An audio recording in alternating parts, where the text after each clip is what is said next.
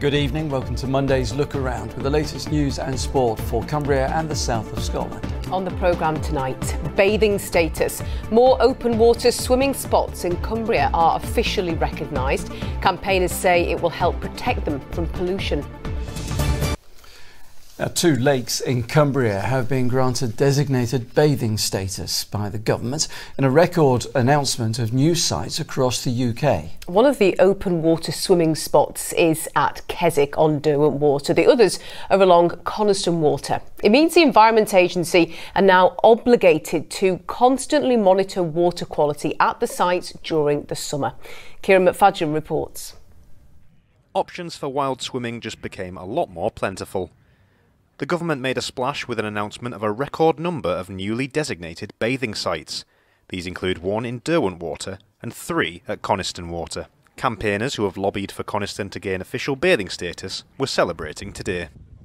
Want it for a number of reasons. One is because people love swimming in Coniston. It's really popular for wild swimming and for all kinds of water sports. Secondly, because we work closely and collaboratively with United Utilities, and if we have this designation, it helps United Utilities to get funding release for them to invest in the water processing facilities that are here and at Torva. So it's good news for all stakeholders, really.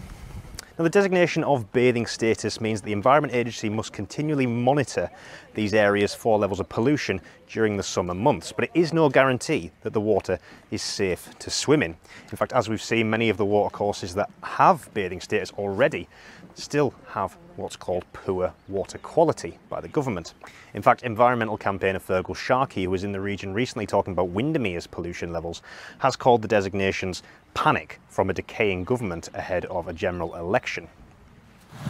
Cumbria already has some designated bathing areas, but we've seen that there's still complaints about water quality regardless. Is this really going to make much of a difference? I think it's really useful because it recognises the importance of swimming and bathing for our community. It encourages people to visit the village for swimming, and it will encourage investment from United Utilities. I'm absolutely confident as that we'll see investment in both the facilities as a result of the designation, so it's definitely a good thing for Coniston.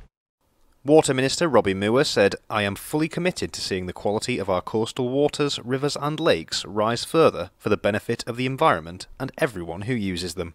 DEFRA are also reviewing how they assess water quality. Faye has been swimming in Coniston all of her life and says she's seen a huge increase over the years of people wild swimming and discovering the lakes.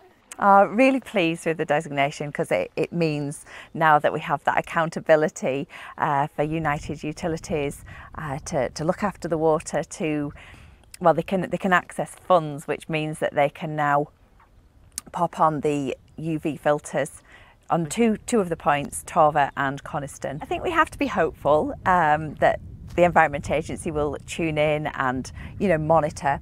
We do have, at the minute, the water is considered moderate, so we would hope and expect that would improve from this point forwards as there are changes and the UV filters are popped on.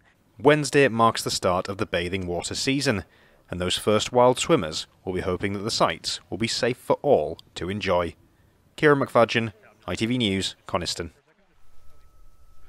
Well, in response, United Utilities have said today they've pledged to invest £19 billion to clean up waterways across the northwest of England. They told us also today that they had no further comment to make.